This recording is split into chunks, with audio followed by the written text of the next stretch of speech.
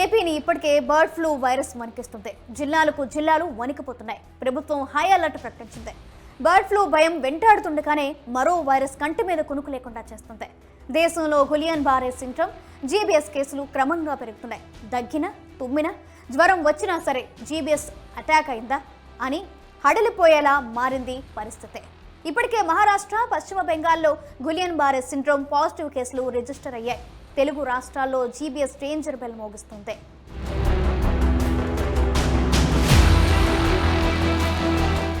ఇక ఏపీలోనూ జీబీఎస్ కేసులు వెలుగు చూశాయి. ఇప్పటి వరకు 7గురికి జీబీఎస్ వైరస్ సోకింది. గుంటూరు జీజీహెచ్లో గులియన్ బారే సిండ్రోమ్ బాధితులు చికిత్స తీసుకుంటున్నారు.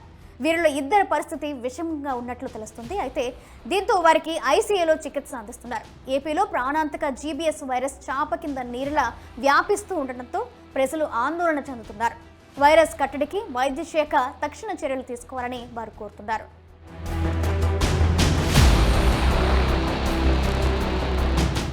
జీబీఎస్ వైరస్ శరీరంలో నాడీ వ్యవస్థపై ఎఫెక్ట్ చూపుతుందని వైద్యులు హెచ్చరిస్తున్నారు.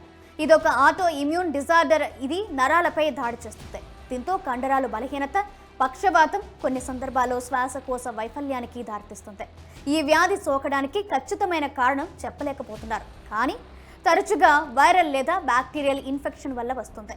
ఇది శరీరంలో వేగంగా అభివృద్ధి చెంది రోగ నిరోధక శక్తిపై దాడి చేస్తుందని వైద్యులు అంటున్నారు. ప్రజలు అప్రమత్తంగా ఉండాలని హెచ్చరిస్తున్నారు. ఇప్పటికే మహారాష్ట్ర, పశ్చిమ బెంగాల్ రాష్ట్రాల్లో కలకలం రేపుతున్న గులియన్ బారే సిండ్రోమ్ తెలంగాణ, ఏపీకి పాకడం కలకలం రేపుతుంది. మహారాష్ట్రలో 130కి పైగా గులియన్ బారే సిండ్రోమ్ కేసులున్నాయి. ఇప్పటికే అక్కడ 2 చనిపోయారు. ట్రీట్మెంట్ ఉంటే ఎందుకు చనిపోతున్నారు అనే డౌట్ రావచ్చు. ట్రీట్మెంట్ ఉంది కానీ ఆలస్యంగా ఆసుపత్రిలో చేరడమే సమస్య అవుతుంది.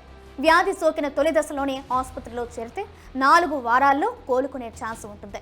వ్యాధి ముదిరితే కోలుకోవడానికి దాదాపు 6 నెలలు పట్టొచ్చని, ఒక్కసారిగా ప్రాణం కూడా పోతుందని వైద్యులు అంటున్నారు.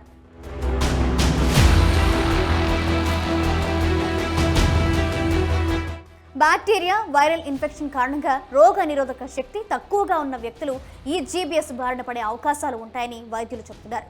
శరీరానికి సోకిన ఇన్ఫెక్షన్కు ప్రతిస్పందించే రోగ నిరోధక వ్యవస్థ పొరపాటున నరాలపై దాడి చేసే అరుదైన పరిస్థితి ఇదే.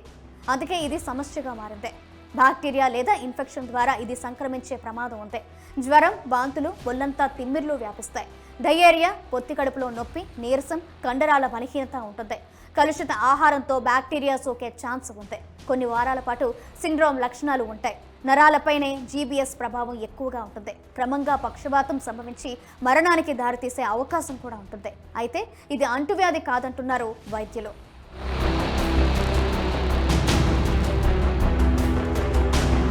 గులియన్ బారే సిండ్రోమ్కు ఖచ్చితమైన కారణం ఏంటనేది తెలియదంటున్నారు నిపుణులు. కానీ అత్యధిక శాతం మందిలో ఇన్ఫెక్షన్ మొదలై 1-2 వారాల తర్వాతే ఇది బయటపడుతుంది. దీనికి కాంపోలోబాక్టర్ జెజూని బ్యాక్టీరియా ప్రధాన కారణమని చెప్పుకోవచ్చు. పూణేలో బాధితుల నుంచి సేకరించిన శాంపిల్స్లో కాంపోలోబాక్టర్ జెజూని నోరో వైరస్ ఆనవాళ్లు కనిపించాయి. ఇక అరుదుగా వాడే ఇన్ఫ్లుయెంజా, టెటానస్ టీకాలు వంటివి కూడా గులియన్ బారే సిండ్రోమ్కు దోహదం చేయవచ్చని అంటున్నారు. గుంటూరు జిల్లా జీజీహెచ్కు గులియన్ బారే సిండ్రోమ్ బాధితులు క్యూ కడుతున్నారు. ఇప్పటికే ఆసుపత్రిలో 5గురు బాధితులకు చికిత్స కొనసాగుతుంది. వారిలో 2 పరిస్థితి విషమంగా ఉండటంతో ఐసీయూలో ఉంచి చికిత్స అందిస్తున్నారు. 4 రోజుల్లో 7 జీబీఎస్ కేసులు నమోదయ్యాయి. 2ని డిశ్చార్జ్ చేశామని చెబుతున్నారు. అయితే జీజీహెచ్ సూపరింటెండెంట్ కరోనా బాధితుల్లో ఎక్కువగా ఈ సిండ్రోమ్ కనిపిస్తుందని అంటున్నారు. ప్రజలు ఆందోళన చెందవలసిన అవసరం లేదని జీజీహెచ్ సూపరింటెండెంట్ అంటున్నారు. అయితే కాళ్ళు, చేతులు స్పర్శ కోల్పోయినట్లుగా అనిపిస్తే వెంటనే ఆసుపత్రికి రావాలని వారు సూచిస్తున్నారు. ఈ చుట్టూతా 5 జిల్లాల నుంచి మనకి ఇక్కడ ప్రజానికి వస్తున్నారు. నేను విజ్ఞప్తి చేసేది ఏంటంటే అలజడి చెందాల్సిన పని లేదు.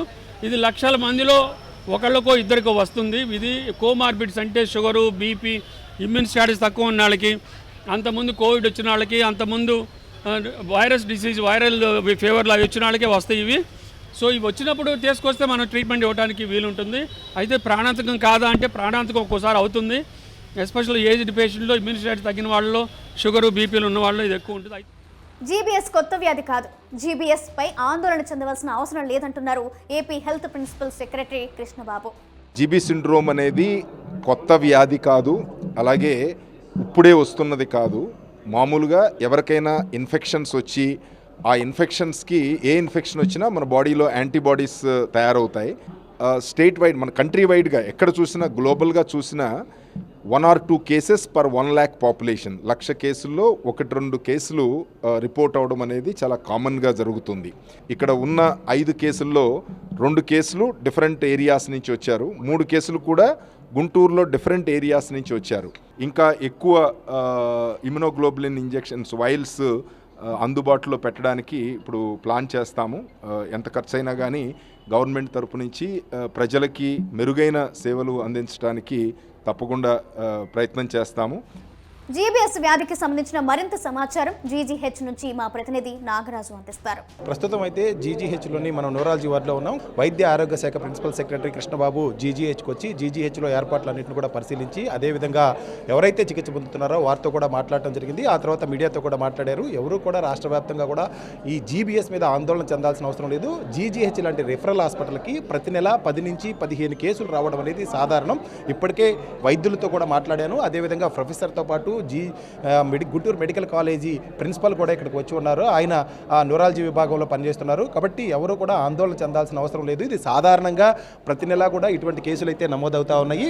కానీ ప్రస్తుతం వస్తున్న కేసుల సంఖ్య ఎక్కువగా ఉన్న నేపథ్యంలో అసలు ఎటువంటి కారణాలు, జనరల్గా ఇన్ఫెక్షన్ సోకినప్పుడు ఇన్ఫెక్షన్ తర్వాత ఏదైనా ఒక ఇన్ఫెక్షన్కి బారిన పడిన తర్వాత ఇటువంటి జీబీఎస్ వారిలో కనిపిస్తూ ఉంటుంది. రోగ లక్షణాల్లో ప్రధానంగా కాళ్ళు చేతులు చచ్చిపడిపోవడం, మాట రాకపోవడం, అన్నం తీసుకోలేకపోవడం వంటి లక్షణాలు కనుక నమోదైతే వెంటనే ఆసుపత్రికి రావాలి. ఆసుపత్రిలో కూడా పూర్తి స్థాయిలో మందులు కూడా అందుబాటులో ఉంచాము. నేను ప్రత్యేకంగా ఈ వార్డులోకి వచ్చి కూడా అన్ని ఏర్పాట్లు పరిశీలించడం జరిగిందని చెప్పి కృష్ణబాబు చెప్తా ఉన్నారు. అయితే ఎవరూ కూడా ఆందోళన చెందాల్సిన అవసరం లేదు. రాష్ట్ర వ్యాప్తంగా కూడా ఇప్పటికే అప్రమత్తంగా ఉన్నాం. ఎందుకంటే పూణేలో ఒక్కసారిగా కేసుల సంఖ్య చాలా పెద్ద ఎత్తున నమోదైన నేపథ్యంలో రాష్ట్రం కూడా అప్రమత్తమైంది. మరొక వైపు దేశవ్యాప్తంగా కూడా ఈ గులియన్ బ్యారీ సిండ్రోమ్ రావడానికి పర్టికులర్గా ఇన్ఫెక్షన్ ఏదైనా కారణమా, లేకపోతే ఏదైనా ఒక ప్రాంతం నుంచి ఎక్కువగా వస్తున్నాయా అన్న కోణంలో కూడా పూర్తి స్థాయిలో దీని మీద విచారణ అయితే కొనసాగుతూ ఉంది. వైద్యుల దగ్గర నుంచి సలహాలు తీసుకుంటా ఉన్నాం. అదేవిధంగా మెడికల్ రిపోర్ట్స్ను కూడా ఎక్కడికక్కడ ఓన్లీ ప్రభుత్వ ఆసుపత్రుల్లోనే కాకుండా ప్రైవేట్ ఆసుపత్రుల్లో కూడా ఇటువంటి లక్షణాలతో వచ్చిన వారు ఎవరైనా ఉన్నారా, వచ్చిన వాళ్ళు ఏ ఏ ప్రాంతాల నుంచి వచ్చారు,